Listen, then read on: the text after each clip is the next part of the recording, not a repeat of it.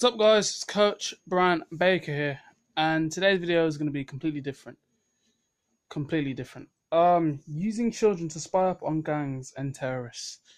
Yes, this was in a Daily Mail newspaper, and I found it quite weird. I found it stupid at first, but then I thought about it more. Then I realized it's actually quite smart. So I'm going to tell you why and how it's actually smart, and give you my opinions on it and why um the government or the police have actually used this strategy. Because I know some people are going to be like, why are you using children? They have freaking lives. They shouldn't be put under that amount of pressure. They could be in danger. But at the end of the day, you can catch people because they would not expect a child to even reconsider that or even look into that or expect them to catch them, if you get what I mean. So it's smart because, like I said, they will least expect it. They will least expect it. So while they're talking about like what they're doing, planning any attacks, any places that they're going to bomb or something like that. A child could look in that direction. They could have a camera, or they could assess that problem, and then the police can come and just straight up lock them up, and then that keeps terrorists and gangs on their toes. It generally just keeps them on their toes, thinking, okay, we don't know which child is watching us, so therefore this forces gangs to stop all of that. It forces them to stop planning kills, to stop stabbing people, to stop murdering people. It stops terrorists to stop planning bomb attacks and stuff like that. That's They have to be so aware that it's ridiculous. All right, so they have to be very, very aware.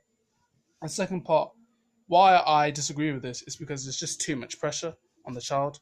Like, it's just way too much pressure on them, because police and the government have a deadline for a child to assess and evaluate all the information that they can gather up from the terrorists and the gangs, and they may not be able to do that. What if they don't find anything exactly? Then they're not going to pick the child again, and that child will be forced to find something.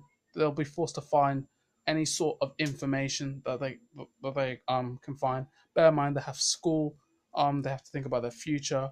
It could be a child that's like 8 or above. Like, do you know what I mean? So it's a lot of pressure on them, and it's just too much to handle, I think. And I don't think they don't really have their parents' consent for it. I'm not really sure, but I think it's just too much pressure on them, and it depends what age it is. Depends what age range, because I think they're saying below 16, and don't think they can really handle that. Like a 9-year-old spying on a gang, or a terrorist gang or something like that. No, I don't personally. I wouldn't agree with that. And the reason why this is actually happening is because obviously they want to, get the gangs and terrorists, um prevent them from killing people and bombing buildings and all this stuff. But I feel as though it's mainly because of what's happened in London this year, because there's been a lot of stabbing in London, a lot of murdering. Those are people that have been getting stabbed. I think it's over 80 people have been stabbed in London this year. So it's just been happening constantly, and constantly.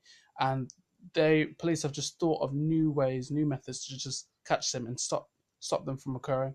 Because I've been watching BBC News Breakfast, and they're bringing some people who have experienced gangs, who have been in a gang, and they've set up youth places to prevent kids from going into that way. So they've set up sports places, and they've set up like boxing, football and stuff for kids to get into, to prevent them from moving into that gang lifestyle or terrorist lifestyle, to stop them from transporting drugs, smoking weed, selling it, all that stuff.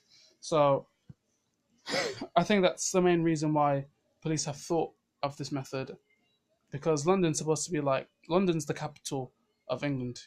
If For you guys that don't live in England, it's London's basically the capital of England, and hearing a lot of stabbing going on in London, it's not going to make it the capital, and it's not really going to make it the most attractive city in the world, in the most attractive city in England, will it?